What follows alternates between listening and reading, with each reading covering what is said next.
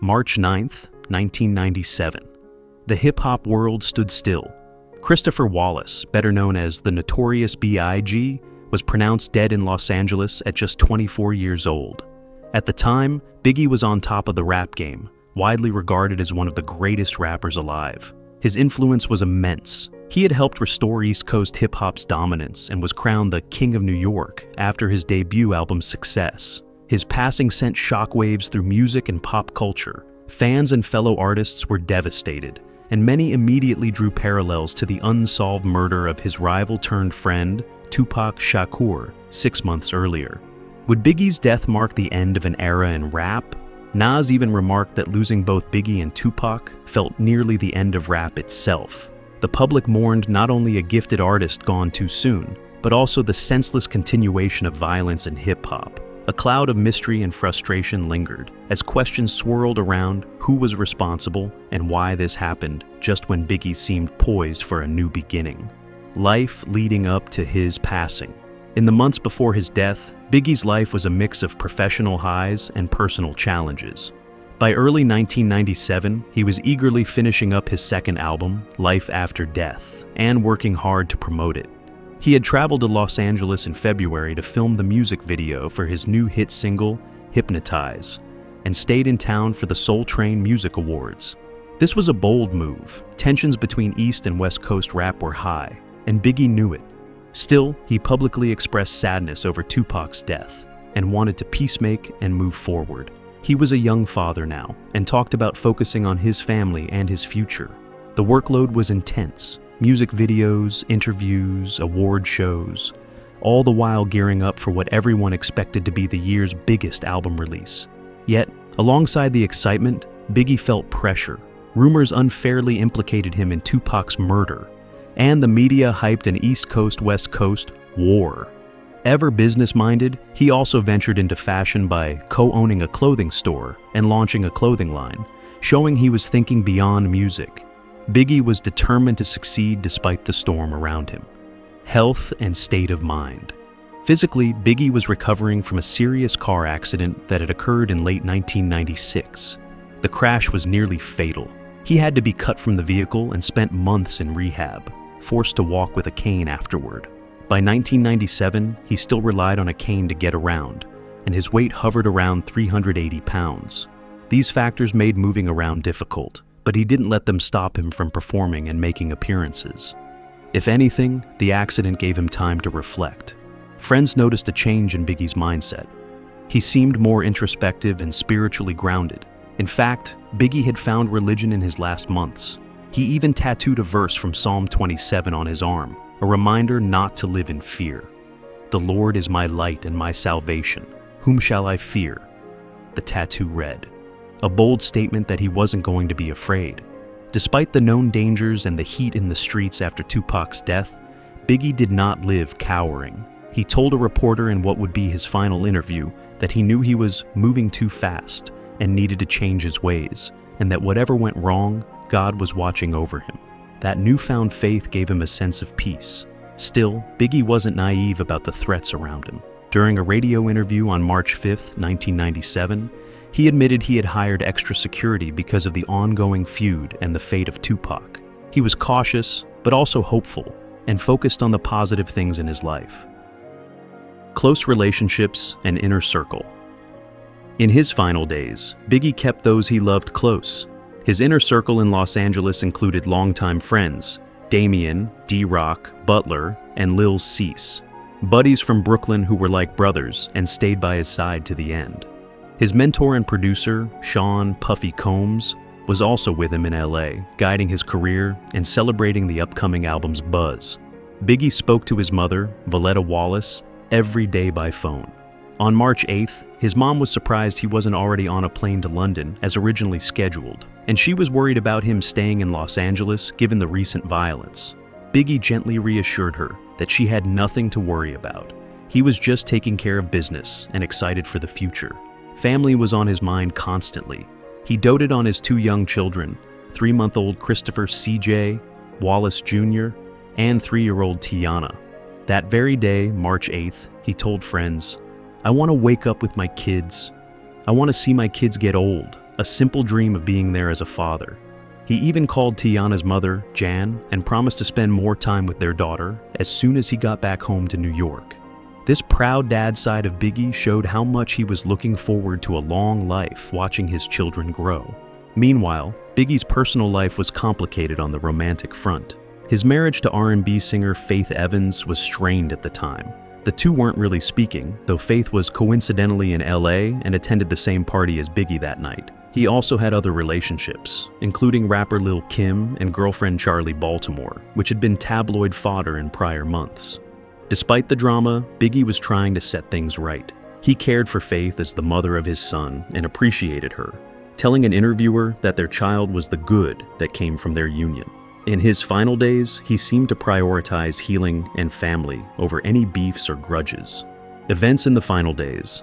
Biggie's last week was full of public appearances and fateful decisions. Here's how his final days unfolded. March 5th, 1997. Biggie gave a radio interview in San Francisco. He addressed the tension in the air, admitting he had hired bodyguards for extra protection because of the East Coast-West Coast feud and Tupac's recent murder. Still, he sounded hopeful and emphasized he wanted to stay safe and focus on his music. March 7th, 1997, The Soul Train. Music awards took place in Los Angeles. Biggie appeared on stage, walking with a cane but looking sharp. When he went to announce Toni Braxton as a winner, parts of the LA crowd booed him, a sign that hostility lingered from the coastal rivalry. It was an uncomfortable moment. Backstage, however, Biggie kept his cool. He met with artists and even joked around despite the cold reception. March 8th, 1997, morning afternoon. Biggie was supposed to fly to London this day, but plans changed. A European trip got canceled last minute, leaving him with free time in LA. He spent much of the day at the Westwood Marquis Hotel, meeting with his agent Phil Casey to map out an upcoming tour. With the album launch coming, tour planning was crucial. By evening, Biggie was growing restless at the hotel. He craved some fun after weeks of work. So, he decided to attend a star-studded industry after-party that night, instead of laying low. It was a risky move. Biggie was aware of the dangers in LA, but the party, co-hosted by Vibe magazine and Quincy Jones's Quest Records, was at the Peterson Automotive Museum, a high-profile venue that seemed safe enough to Puff Daddy and the crew. March 8th, 1997, night the party. The event turned out to be packed with celebrities and music stars. Over 1,000 people filled the museum, including names like Faith Evans, Aaliyah, Missy Elliott, Queen Latifah, Chris Tucker, and members of popular R&B groups and rap crews. Even a few known gang members slipped in, but the atmosphere was largely celebratory. Biggie was in a great mood that night. He rolled in with his entourage, popped bottles of Dom Perignon champagne, and basked in the love from the crowd. Every 10 minutes, the DJ would blast Hypnotize, and each time the crowd went wild. Biggie's new song was already taking over LA's airwaves. Fellow artists came up to show respect. Legendary Def Jam founder Russell Simmons was there, and later recalled showering Biggie with praise, telling him how much he loved the new record and even playfully throwing money in admiration. Biggie laughed it off, humble and smiling. He seemed happy and at ease, enjoying the night with friends like it was a victory party. In a touching moment, he even made amends for an old lyric that had dissed the R&B group Xscape. Biggie pulled the group aside to apologize face-to-face for disrespecting them in a song years earlier. It was a night of goodwill and good music. By all accounts, Biggie loved the love he was feeling that evening. For a man who had lived through so much chaos, this party felt like a turning point, almost a celebration of a new start. March 8th, 1997, just before midnight. The fun was cut short when the fire department arrived and shut down the party around 12:30 a.m. due to overcrowding and safety concerns. The massive gathering was getting out of control, so everyone was urged to leave. Biggie and his crew slowly made their way out into the Los Angeles night. Still buzzing from the success of the evening, they posed for a few pictures with fans on the way out, savoring the last moments of the celebration. Little did anyone know that the night was about to take a tragic turn. The day of death. In the early minutes of March 9th, 1997, the joyous night descended into horror. What happened next plays out like a scene no one would ever want to script. 12:45 a.m. March 9th. Biggie and his entourage left the museum, heading back to their hotel to keep the party going in a smaller gathering. They split into 3 vehicles. Puff Daddy jumped in the lead SUV with his security, and Biggie climbed into the front passenger seat of a green GMC Suburban, the second car. Alongside his driver, Gregory G. Money Young. 2 of Biggie's friends, including Lil Cease and driver D-Rock, were in the back seat. A third car with more bodyguards followed behind for extra safety. The caravan pulled onto the streets of Los Angeles. Music was blasting. Fittingly, Biggie's crew had Life After Death tracks playing loud. In fact, as they rolled down Wilshire Boulevard, Biggie's song, Going Back to Cali, was thumping through the speakers, an eerie detail, as it turned out to be the last song he would ever hear. The mood in Biggie's SUV was upbeat. He and his friends were laughing and celebrating the successful night. 12:47 a.m. The vehicles approached a red light at the intersection of Wilshire Boulevard and Fairfax Avenue, just 50 yards from the party venue. Puff's car made it through the light, but Biggie's Suburban had to stop at the red. Crowds of partygoers were still streaming out onto the sidewalks nearby in the cool night air. Suddenly, a dark-colored 1990s Chevrolet Impala pulled up alongside Biggie's vehicle. Inside was an unidentified African-American man wearing a smart light blue suit and a bow tie. Unusual attire for that hour, which some later found suspicious. The driver of the Impala looked straight at Biggie, making brief eye contact. In that split second, everything changed. The man raised a 9mm pistol and opened fire directly into Biggie's SUV. A barrage of bullets exploded in the night. Biggie was struck by 4 shots through the door. Screams and chaos immediately erupted. The Impala screeched away into the darkness as panicked crowds ducked or ran. 12:48 a.m. Hearing the gunshots, Puffy and his security in the lead car rushed back on foot toward Biggie's SUV. It was pure chaos on the street, with people screaming and scattering.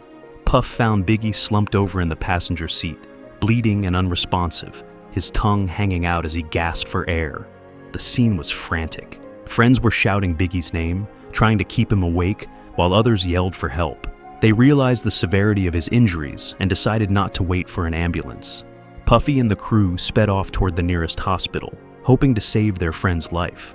12:50 to 1 a.m. The Suburban raced through Los Angeles streets to Cedars-Sinai Medical Center, only a couple of miles away. Biggie, a near 400-pound man, was in dire condition. Upon arrival, it reportedly took 6 people to lift him out of the car and onto a gurney due to his size. Doctors and trauma staff sprang into action, performing an emergency thoracotomy, opening the chest, in a desperate attempt to revive him. They worked feverishly under the bright ER lights, fighting to repair the damage. 1:15 a.m. Despite the rapid response, it was too late.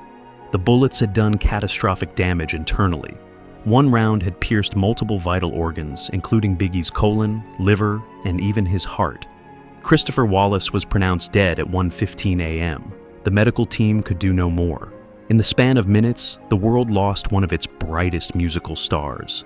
Biggie's best friend Lil Cease reportedly broke down in tears right there at the hospital, and Puff Daddy was devastated, having to call Valletta Wallace in New York with the news no mother should ever hear.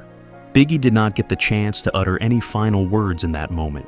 The attack came without warning, and he likely lost consciousness almost instantly. The ambush had ended his life in an instant, leaving loved ones in shock. Last words and striking details. Just hours before the shooting, Biggie was sharing his hopes for the future. He told his friends how badly he wanted to watch his children grow up, saying, "I want to see my kids get old." This heartfelt wish, spoken on his final day, now serves as a touching echo of the family man he had become. At the party that night, Biggie took time to right old wrongs. He sincerely apologized to the R&B group Xscape for a lyric that had insulted them in one of his early songs. It was a humble gesture of respect and maturity, as if he was cleaning his slate and spreading positivity in what would unknowingly be his final hours. Eerily, the last song Biggie heard was his own. As he left the party, the crew played Going Back to Cali, one of his new tracks that ironically talks about returning to California. The fact that this was playing in the SUV moments before the attack is a chilling detail that fans often point out. It's almost as if his music was narrating his fate. These poignant details paint a picture of a man who in his last days was hopeful, making peace, and doing what he loved.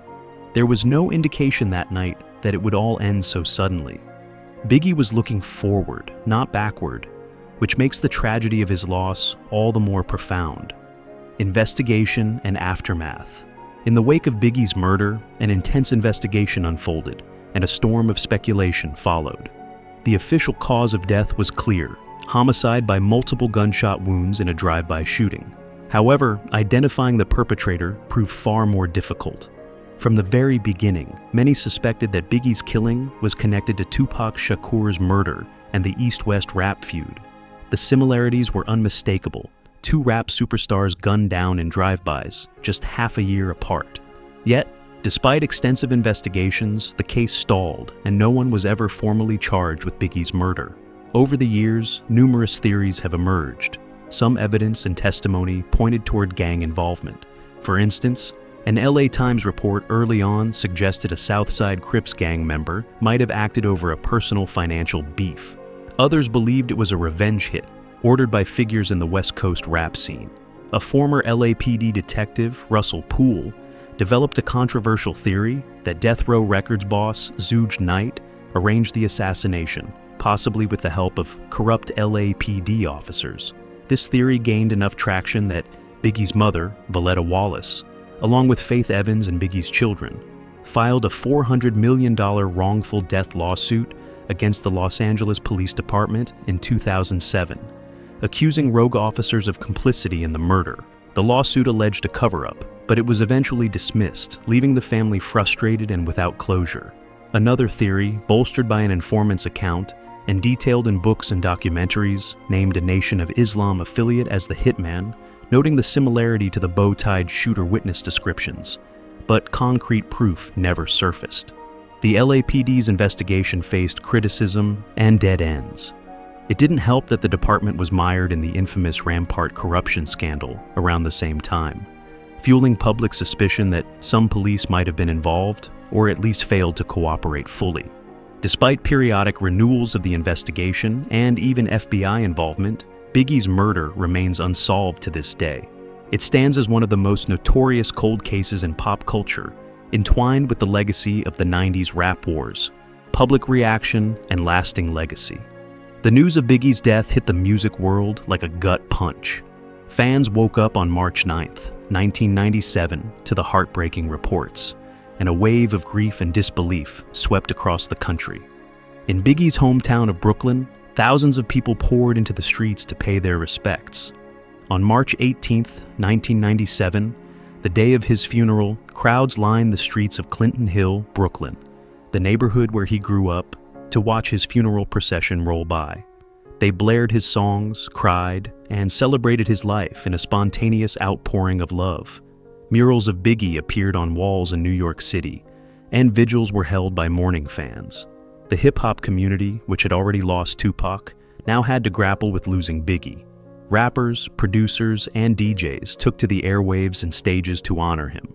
Puff Daddy, now known as Diddy, released the tribute song I'll Be Missing You a few months later, featuring Faith Evans, which became an anthem of grief and remembrance for Biggie.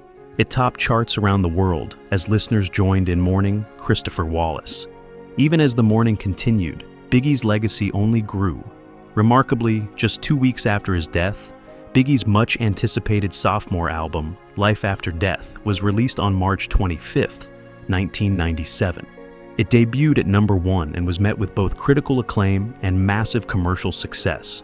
In its first week, it sold over 690,000 copies, and by a few years later was certified diamond, making it one of the best-selling rap albums ever. The album produced hit singles like Hypnotize and Mo Money Mo Problems that dominated radio and music video channels, showcasing Biggie's talent and ensuring his voice would be heard long after he was gone. Fans found a bit of solace in the music. It was as if Biggie had left one final gift for the world. Over the decades since his passing, Biggie's influence has been cemented in history. He's frequently lauded as one of the greatest rappers of all time, Admired for his flow, storytelling, and charisma on the mic, he has been the subject of numerous documentaries, books, and films. In 2020, he was posthumously inducted into the Rock and Roll Hall of Fame, an honor that recognized how transformative his impact was on music and culture. Artists today still reference Biggie as an inspiration, and his songs remain staples. From the gritty autobiographical track Juicy to party anthems like Big Poppa, his music never faded.